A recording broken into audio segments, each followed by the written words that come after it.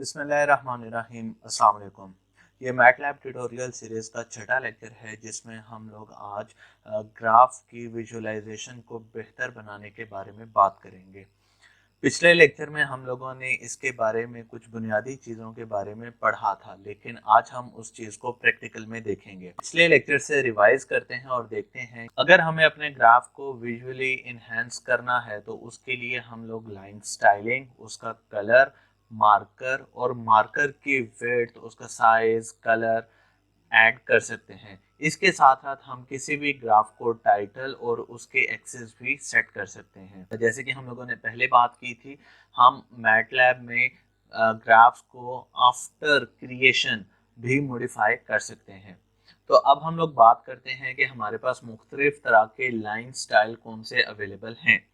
तो मैटलैब हमें solid line, dashed line, dotted और डैश डॉटेड लाइन की फैसिलिटी प्रोवाइड करता है। इसके अलावा हमारे पास काफ़ी किस्म के मार्कर्स भी अवेलेबल हैं जो कि हमारी ग्राफ को विजुअली इन्हेंस करते हैं, जिनमें शामिल हैं circle, asterisk, point, cross, diamond, squares, pentagon and hexagon. इसके अलावा भी बहुत सारे इसमें शामिल हैं। अब हम बात करते हैं कि क्या हम अपने ग्राफ को कलर्स भी कर सकते हैं, तो इसका जवाब भी बिल्कुल हाँ में है। हमारे पास एक कलर्स की बहुत बड़ी वैरायटी अवेलेबल है, लेकिन कुछ कलर्स को लेकर यहाँ पर हम उनके बिगिनिंग लेटर से स्पेसिफाई कर सकते हैं। जैसे कि येलो के लिए हम लोग वाई यूज़ कर सकते हैं, रेड के लिए आर यूज़ कर सकते हैं, वाइट के लिए डब्ल्यू यूज़ कर सकते हैं। लेकिन इसके अलावा हम लोग RGB यानी कि रेड, ग्रीन, ब्लू, इनके ट्रिपलेट को लेकर भी हम लोग कोई सा भी कलर जनरेट करके या तो उसका मार्कर का कलर या उसके मार्कर फेस का कलर या उसके लाइन का कलर हम लोग आराम से तब्दील कर सकते हैं। तो अब हम लोग आते हैं मैटलैब में, जहाँ पर हम लोग सबसे पहले बात करेंगे कि हमारे पास किस तरह के ग्राफ्स अवेलेबल हो सकते हैं। तो अब हम लोग मैटलैब कमांड विंडो में मौजूद हैं। तो यहाँ पर जैसे हम लोगों ने पिछले लेक्चर में ग्राफ को प्लॉट करना सीखा था, तो उसी तरह से हम लोग करते हैं। तो यहाँ पर मैं एक एक्स वेरिएबल जो कि इंडिपेंडेंट वेरिएबल होगा विद डिफरेंस 0.01 और इसको मैं 10 तक ले जाता हूँ और इसको मैं डिफ़ाइन करता हूँ। इसके बाद मैं एक y फंक्शन डिफ़ाइन कर लेता हूँ। तो y फंक्शन जो है वो मेरे पास आएगा y is equal to, let's say मैं इसे एक एक्स क्यूब का एक फंक्शन बना लेता हूँ। तो y में मैंने इसको एक फंक्शन बना लिया। इसके बाद मैं यहाँ पर प्लॉट की कमांड का इस्तेमाल करता हूँ और प्लॉट की कमांड में x, y यूज़ करूँगा। तो ये बिल्कुल वही ग्राफ बनेगा जो कि हम लोग पिछले लेक्चर में बना चुके हैं। अब अगर मुझे इस ग्राफ की लाइन स्टाइल को या लाइन कलर को चेंज करना है तो उसके लिए मैं क्या करूँगा, सबसे पहले मैं इसी प्लॉट की कमांड को दोबारा से रिकॉल कर लेता हूँ और इसके बाद मैं यहाँ पे लिख देता हूँ आर डैश। डैश से मतलब यहाँ पर एक डैश्ड लाइन बनेगी, डबल डैश। तो डबल डैश करने से मेरे पास यहाँ पर डबल डैश और लाइन कलर आपके पास रेड आएगा। तो जैसे ही मैं इसे प्रेस करता हूँ तो मेरे पास डबल डैश लाइन में एक्स क्यूब का ग्राफ प्लॉट हो चुका है। तो इसको क्लोज करते हैं। इसके बाद हम लोग बात करते हैं अगर हमारे पास ट्रिग्नोमेट्रिक फंक्शंस हैं तो उनको प्लॉट करने का क्या तरीका है। तो सबसे पहले मैं अपने कमांड विंडो और वर्कस्पेस को क्लियर कर लेता हूं। तो मेरे पास यहाँ पर दोबारा से मैं x को डिफाइन करता हूं, लेकिन अब मैं x को एक built in command line space के ज़रिए से लाइन स्पेस के ज़रिए से डिफाइन करूँगा। इसके लिए मैं यहाँ पर लाइन स्पेस में आर्ग्यूमेंट्स लिखूँगा -2 into pi up to 2 into pi. Line space के पहले दो आर्ग्यूमेंट मिनिमम और मैक्सिमम रेंज को जाहिर करते हैं, और अगर मैं इसका थर्ड आर्ग्यूमेंट नहीं लिखूंगा तो ये इस रेंज को 100 इक्वल पार्ट्स में डिवाइड करेगा। लेकिन इसमें अगर मैं यहाँ पर 50 लिख देता हूँ तो अब ये लाइन स्पेस को 50 इक्वल पार्ट्स में डिवाइड करेगा। लेकिन मैं यहाँ पे 50 नहीं चाहता, मैं 100 ही चाह रहा हूँ, या उससे ज़्यादा भी मैं लिख सकता हूँ। तो यहाँ पे मैंने अपनी लाइन स्पेस को जनरेट कर लिया।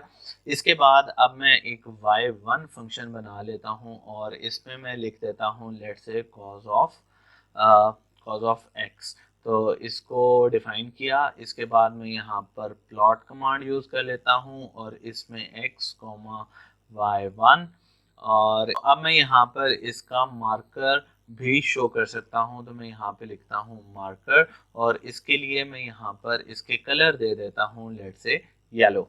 और इसका जो इसके अलावा मैं यहाँ इसको आर डबल डैश कर देता हूँ।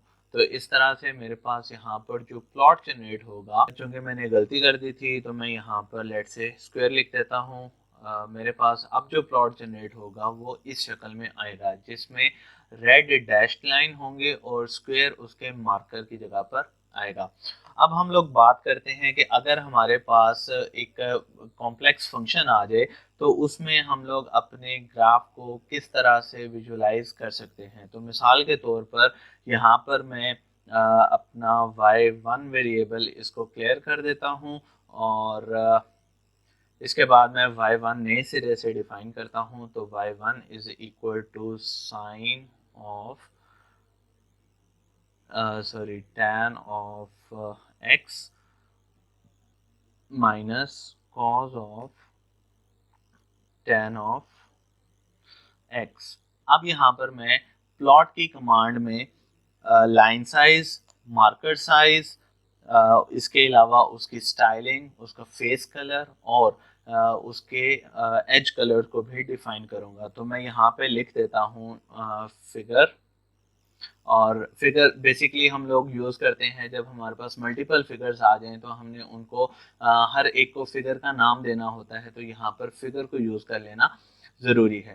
अब मैं यहाँ पर एंटर प्रेस नहीं कर रहा, क्योंकि हम लोगों ने बात की थी कि कमांड विंडो वन लाइन यानी कि एक सिंगल लाइन को एग्जीक्यूट करता है। तो जो बाकी कमांड्स मैंने लिखनी है उसके लिए मैं यहाँ पर स्पेस का इस्तेमाल करूँगा सेमी कॉलन के बाद। तो मैं यहाँ पर अपनी बाकी कमांड्स भी लिख सकता हूँ। तो मैं यहाँ पे लिखता हूँ प्लॉट, और इसके साथ मैं यहाँ पे लिख देता हूँ x, y1।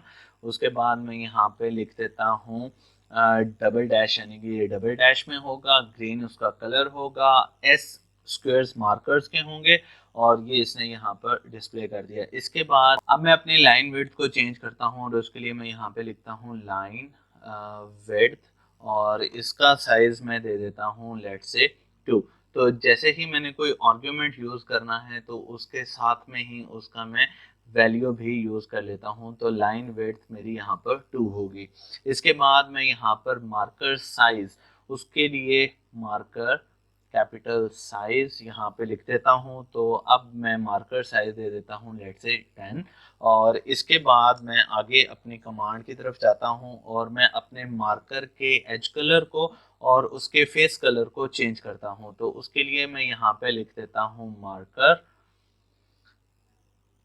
एज कलर, सब कुछ मिला के, और हर वर्ड का फर्स्ट कैपिटल लेटर होगा। तो मार्कर एज कलर, और इसके लिए मैं यहाँ पे स्पेसिफाई कर देता हूँ लेट से रेड। और इसके बाद मैं यहाँ पर डिफाइन कर देता हूँ मार्कर फेस कलर। तो मार्कर फेस कलर, तो इसके लिए जैसे कि हम लोगों ने अभी शुरू में बात की थी कि मैं इसके लिए RGB में कोई से भी कॉम्बिनेशन को लेकर मैं अपने ट्रिपलेट में नंबर्स लिख सकता हूं। तो मैं यहाँ पे यूज़ करता हूँ 1, 0.5 और 0.5। तो RGB रेड ग्रीन ब्लू, तो मैंने डिफरेंट कॉम्बिनेशन में एक कॉम्बिनेशन बना लिया, और यहाँ से मेरे पास अब एक नया कलर जनरेट होगा। तो जैसे ही मैं इसे एंटर करता हूँ तो मेरे पास यहाँ पर अब एक ग्राफ जनरेट हो गया, जिसमें आप लोग देख सकते हैं कि ग्रीन डैश्ड लाइन में मेरे पास बेसिक ग्राफ है। उसके ऊपर जो मार्कर्स अवेलेबल हैं वो रेड कलर के हैं, जिनका एज कलर रेड है, और लाइट रेड लेट से वो उसका फेस कलर है। इसके बाद हम इसी ग्राफ में मुख्तलिफ तरह की लेबलिंग भी कर सकते हैं। मिसाल के तौर पर मैं एक्स और वाई लेबल्स, इसके अलावा लेजेंड्स, और इसके साथ साथ मैं ग्राफ का टाइटल भी दे सकता हूं। तो इसके लिए मैं अपनी प्रीवियस कमांड को रिकॉल करता हूं, और इसके एंड पे ही मैं लेबल्स, टाइटल और लेजेंड्स को डिफाइन करता हूं। तो यहाँ पर आ जाएगा मेरे पास टाइटल, और इसके अंदर मैं लिख देता हूँ graph of sine tan of x और minus cos of tan of x. तो ये मेरा टाइटल हो गया। इसके बाद मैं यहाँ पर एक्स लेबल कर देता हूँ। एक्स लेबल में भी सेम स्ट्रक्चर मैंने फॉलो करना है। इसके बाद मैं यहाँ पर एक्स लिख देता हूँ। इसके अलावा मैं वाई लेबल्स करना चाहता हूँ, तो वाई लेबल में मैं मिसाल के तौर पर इसी चीज़ को कॉपी कर लेता हूँ, तो मेरे पास वाई लेबल में ये चीज़ आ जाए। तो इसका भी सेम स्ट्रक्चर होगा। तो वाई लेबल के लिए मैं इसके अंदर ये लिख देता हूँ। और इसके बाद लेजेंड्स, तो लेजेंड्स के लिए मैं यहाँ पर पूरा अपना जो प्रीवियस कमांड है या sine of tan of x minus cos of tan x वो नहीं लिखता। लेट्स मैं यहाँ पे ग्राफ ही लिख देता हूँ। तो इसके बाद तो आप लोग देख सकते हैं कि एक्स वाई लेबल के साथ साथ ग्राफ और उसके लेजेंड भी मौजूद हैं। लेजेंड्स यहाँ पर नहीं आए तो उसको मैं चेक कर लेता हूँ। लेजेंड कमांड होती है, लेजेंड्स नहीं होती है, और ये मैंने गलती कर दी, तो इसको मैं दोबारा से रन करता हूँ। तो ये अब मेरे पास लेजेंड भी आ गए। तो मैं अब इस ग्राफ को मिनिमाइज करता हूँ क्योंकि अब मैं इसमें कुछ एडिशनल चीज़ें भी करने जा रहा हूँ। तो मिसाल के तौर पर मैं इसमें ग्रेड ऑन करना चाहता हूँ, तो मैं यहाँ पे लिख देता हूँ ग्रेड ऑन और इसको मैं एंटर हिट करता हूँ। तो मेरे पास आप लोग ग्राफ में देखें तो ग्रेड आप लोगों को एक्स और वाई एक्सिस में नज़र आ रही है। इसके अलावा अगर मैं किसी खास पोर्शन को सिलेक्ट करके उसको विजुलाइज करना चाहता हूँ, ये जूम इन और जूम आउट का फीचर नहीं है, लेकिन अगर मैं ये चाहता हूँ कि मैं -4 से लेकर 4 तक का एक्स एक्सेस और -1 से 1 तक का एक्सेस देखूँ, उसके दरमियान में किस तरह की प्लॉटिंग हुई हुई है, तो उसके लिए मैं एक्सेस की कमांड यूज़ करता हूँ। एक्सेस, उसके अंदर मैं लिख देता हूँ अब एक्सेस का जो कमांड है वो इस तरह से रन करती है कि आप इसमें x minimum, x maximum, y minimum और वाई मैक्सिमम लिखते हैं। तो मैं यहाँ पे लेट से लिख देता हूँ -4 to 4 और इसी तरह से -1 से 1। तो इसको अब मैं एंटर करता हूँ तो मेरे पास जो ग्राफ ऑलरेडी मौजूद था ये इसने उसको एक्सेस में ला दिया। अब आप लोग देखें एक्स की जो मिनिमम रेंज है वो -4, मैक्सिमम 4, इसी तरह से y -1 और 1 है। तो इस तरह से हम मुख्तलिफ तरह के ग्राफ्स में और भी चेंजेस कर सकते हैं। इसी तरह से हम सब प्लॉट को भी यूज़ कर सकते हैं जो हम लोगों ने पिछले लेक्चर में भी देखा था। तो ये था ग्राफ की विजुअलाइजेशन को इन्हांस करने का तरीका। उम्मीद है आप लोगों को ये वीडियो पसंद आई होगी। Thank you so much.